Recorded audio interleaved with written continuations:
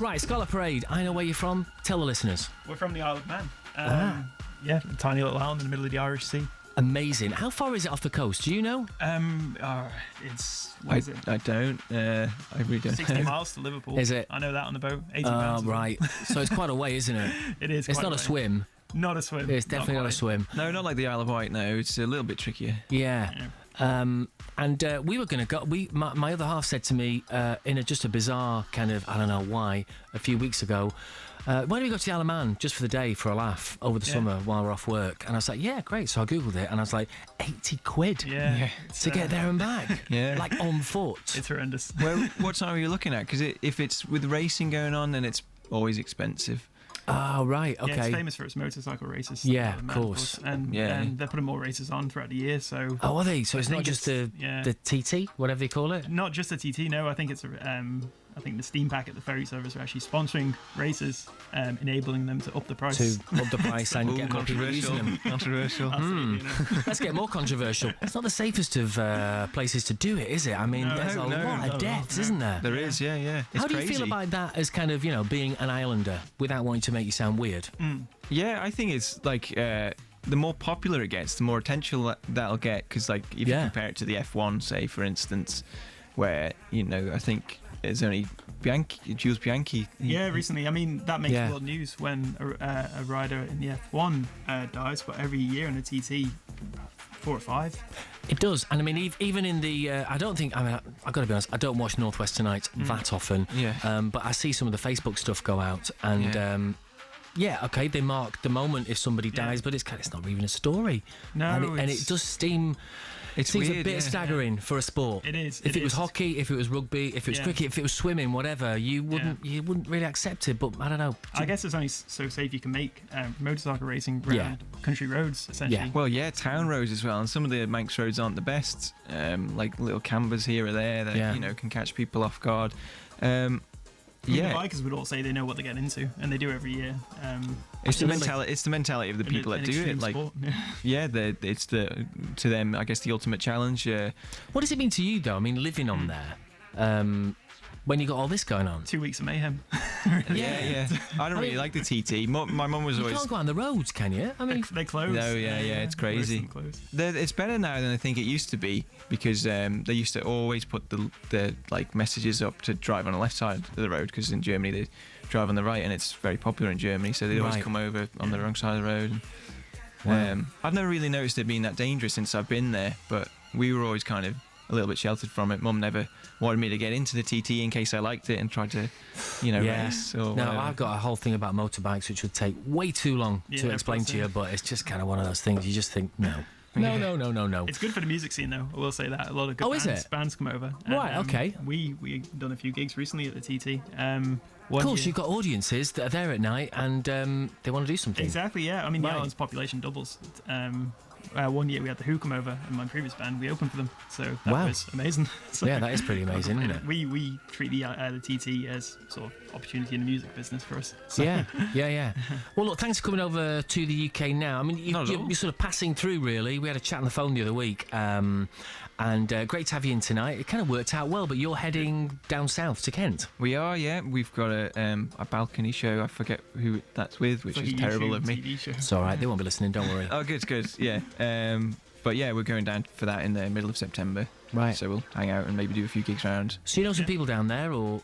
Yeah. We've got like a small fan base down in the Kent sort of area. Right. We play, and we're kind of popping between there and the Isle of Man, doing shows here and there and keeping busy. Right. Okay, we're going to get into talking about your music and about what you do after we've heard the first song. This is Scarlett Parade and Liar Liar. Right, talk me through the kind of recording. How you make a really, really good sound. Thank you very much. Thank you. Talk me through what you do. Okay, well, what we tend to do is track very rough demos on our budget laptops at home. Yeah. Just USB them in, like MIDI keyboards and stuff. Right. Or GarageBand. Yeah, we're trying to go for a wall of sound, like a lot of bands do these days, and we put a lot of instrumentation on it, mainly strings. So we kind of MIDI strings in, and we get a very artificial sound, and then we take it into the studio with a producer and trying to recreate it all analog, I guess, with real strings. And wow, really? Yeah, for Liar Liar in particular, like we were looking at Florence and the Machine, looking like I mean, she's got amazing production on all her stuff. It sounds so epic. It sounds so huge, and that's quite appealing because it catches your attention straight away if you hear that. So for that and a little bit of White River, which is the title track of the EP. Well, not the title track, but the first single from the EP. Yeah, we're kind of going for that effect, and we put on our MIDI version, just piled on the ideas, and then sent it to Steve, our producer, and said, which one of these right. like? And he sort of goes, how on earth do you expect me to find all these musicians and get them together? At one point we had timpanis on and everything, and he's like, no, we can leave the timpanis out. He's very polite about it. He just says, maybe we can't do that this time. Or look, I've got a really listen to this. Dung, dung, dung. It sounds exactly like a timpani anyway. You'll never know. Right, you've got a bag of treats, a bag of stuffing. Now, I said let's just leave it because you mentioned it before you came in. I said let's just leave it. You have some small gifts for the team of BBC Introducing Lancashire. I have no idea what they are, and I've already warned you that if they're hideous, we'll call security. Okay. Although what you probably don't know is we don't have security in the building. Oh, right, okay. So we're good. It will be Jamie that... He's never going to be able to evict you, is he? Well, there's two of us, Jamie. He's currently filming you, and I think it's not unreasonable to say that that's not really your forte, evicting people from buildings. So let's see what they are. Okay, so the first one is a traditional Manx. It's a cat. It's called Manx. It's a Manx. So close to an eviction. Can you say that? Yeah, of course I can. Manx Knobs. Okay. And what is a knob? What it is basically is a stick of rock broken into pieces. Right. Yeah, it's. Thank you. This is a traditional thing, is it? There's a good quote on. Yeah, kind of. Oh, I see. Yeah, size of knobs may vary. Yeah. Wow, this is just great radio. Can I open this? You can. It's like rock candy. Yeah. Yeah, the last time somebody gave me a gift, it was a dried octopus from South Korea. Oh, right, really? Okay. Yeah. Well, that's hopefully a bit more. Well, I don't know if you like that. I suppose it's kind of like what is it? Aniseed. Oh, is it? It's that kind of thing. Yeah. Well, we'll try one of them. I'll tell you what, I'll try one of them in a minute. And thank you very much. The other gift. There's not more. There's just one more. We got you a bottle of Bushys Beer. It's Bushys Beer. Yeah. Wow. It's our local Manx delicacy. Fantastic. So what I'm not going to do is put those two products together. No, you probably if that's okay. I just feel for the radio, it's local radio. You know, it's not kind of an edgy station. No, it's a middle of the road station really most of the time. So we've got Bushys Beer we've got Manx Knobs. Manx Knobs. There you go. They're not going to go together in a sentence. True Manx experience. Fantastic. So it's the studio you record. Thank you very much for those. I really appreciate it. Sean, yeah, I really appreciate that. The studio recorded, is that in the Isle of Man then? No, we went down to Rockfield in Wales. We did it in two parts. Hold on, we did record on the Isle of Man, but for the most of the EP we did record it in the Rockfield studios. And why did you go? Well, how did you come across them? Why did you want to do it? Steve Orchard, our producer, he was the one that recommended it. I think he tends to take a lot of his business down to Rockfield, and producers kind of have studios they're comfortable with and an environment they're happy to work in, and they know the equipment works. So. I mean, we got to use some great instruments down there. The piano we used for the tracks was the Bohemian Rhapsody piano. So allegedly, where they recorded Night of the Opera. Wow, which is it does good. sound like a beautiful piano. It was a great Bosendorfer grand piano, wasn't it? It's a little bit intimidating, really, when you look at it. I've been playing keyboards for the last few years. It's back to keyboards. All right. The plastic keys. Yeah. Have you got weighted keyboards? They're supposed. They're very good. They're very good keyboards. Yeah. It doesn't what feel they the can same do nowadays. But no, grand pianos, it's the real thing. We'd love to take a grand piano out, but I don't think it would fit in the venues we play. No, that's people get annoyed just even having a keyboard.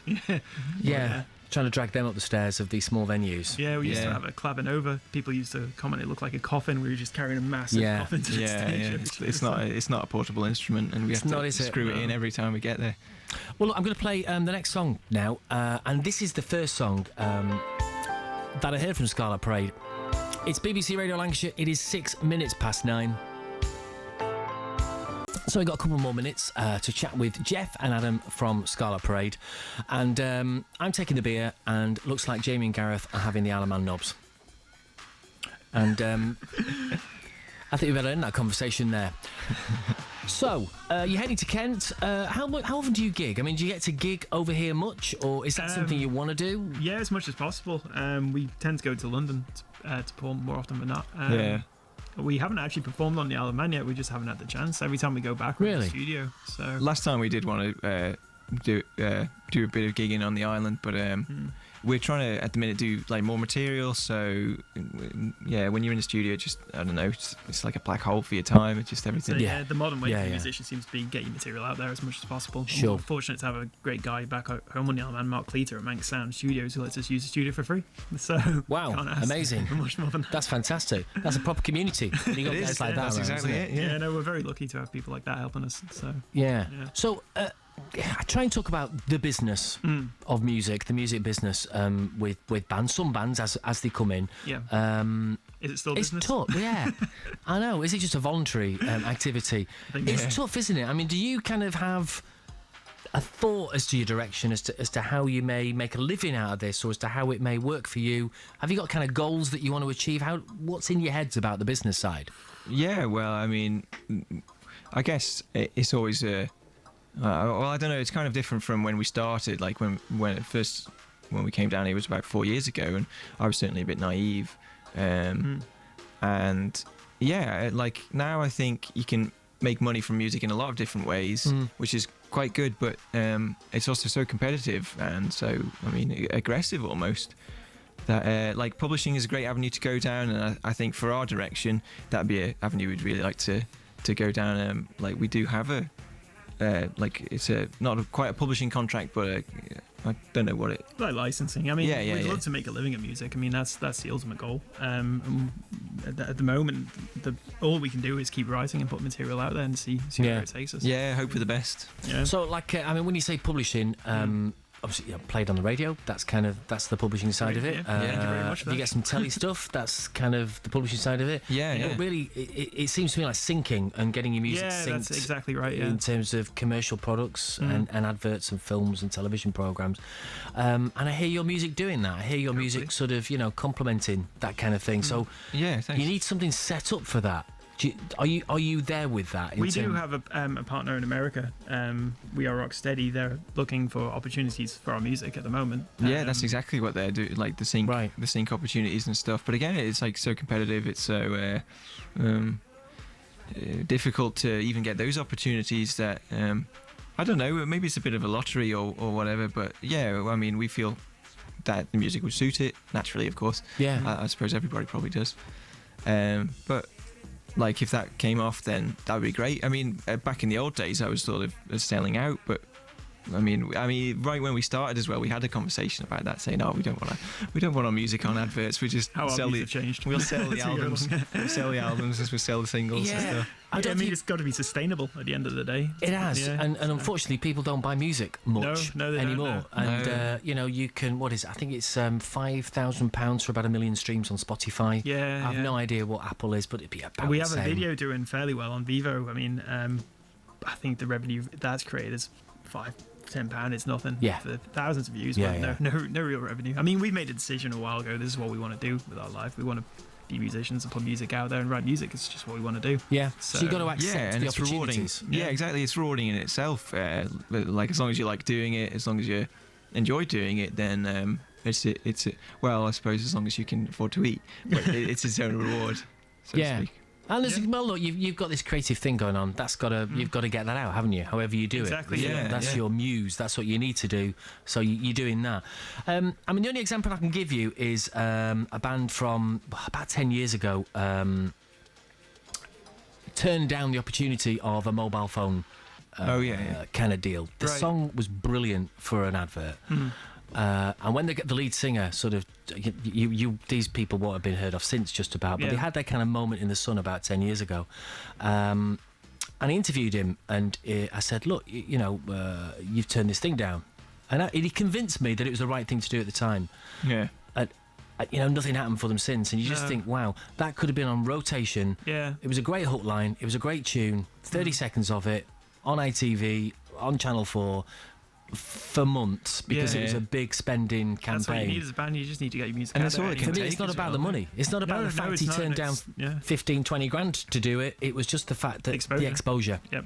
I mean, there's the other one, the Black Keys. I mean, things worked out well for them, but they turned down £200,000 for a mayonnaise advert. Yeah.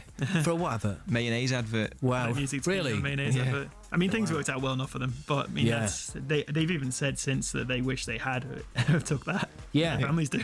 Well, it was literally sort of, the industry was changing 10 years ago very much, and it was like months later, I just thought that he really should have done that. He really needed to do that. And at the time, I was like, good for you. Yeah. In the interview, fantastic, turning down a big man's money. Well done. You think, boy, here you are now. Yeah, well, Peter Green's Albatross is on Marxie's adverts, so it's good enough for Peter Green. It's all right. Yeah, exactly. And it's not like you. I mean, I don't hear any of your songs yet, but you must have a song somewhere that could go along with Manx Knobs. There we go. There must be something. Yeah. Maybe we can write something. Yeah, I do feel that could happen at some point. Yeah. It's been a pleasure talking to you. Yeah, thanks very much. Thanks for coming over. So have you got a very long drive now? Are you going to go drive to Canada now? We're staying overnight in the Premier Inn. In Blackburn, fantastic. Yeah. Good stuff. Yeah. Where is the Premier? I didn't know it had such a facility. Just, don't know, when it's the first time in the city, so just... Premier Inn in Blackburn. Is there one in Blackburn? A few miles down the road, it's not far. Wow, civilization and everything here. Oh, it's been built recently. Right, there you go. Well... She says as well they're going to build a new one in the centre, just opposite you guys. Apparently. Yeah. Breaking news for you. Yeah. Do you know what? I can't wait. Although it's a lovely town to walk around in the daytime. It seems really nice. Yeah. Yeah, it's the first it time is. here, so. It does have its moments. Yeah. I have to say. Although I'm from Blackpool, so I'm kind of obliged to take the rip out of it, even though we're based here. Lovely to talk to you. Have a good night here in Blackburn, whatever you do. There are some nice pubs. I'm sure you can find a hostelry to have a couple of drinks in. Great. Safe trip down to Kent, and I'd very much like to do one of our ferret gigs at some point. Love to do it. When we get those back up and running, they're nearly there. As soon as I know that we're definitely teched up and ready to go, I'll come back to you with a date if that's okay. But make sure it kind of fits what you're doing, and let's make sure that it's efficient and works something around what you're doing. So I do not want you spending 80 quid on a ferry on our account. Oh no, that's all right, cool, Sean. Tell us about this brand new tune. Oh, White River. This is our sort of where do I start with this? It's a big fantasy story we've composed. The lyrics kind of tell the story. And actually the animated video tells the second half of the story, or fleshes it out in more detail. That's the one Adam was just talking about that's doing quite well on YouTube. Right. It's kind of hard to explain it, but... We kind of made like a mini movie. If you've heard of the animator, Miyazaki, stuff like that. Right, like, okay. It's a mini movie on Vivo, and the lyrics tell the story of the song. Where do people find that? That's on youtube.com/Scarlett Parade Vivo. Brilliant. Thanks for coming in. So, there you go. Thanks to Jeff and to Adam. Let's hear this now. You are listening to BBC Introducing Lancashire. We've got more live music to come from Jamie Hamilton from The Ferret in Preston from last month. So do stay with us till 10 o'clock. Thanks for being there. Thanks for listening.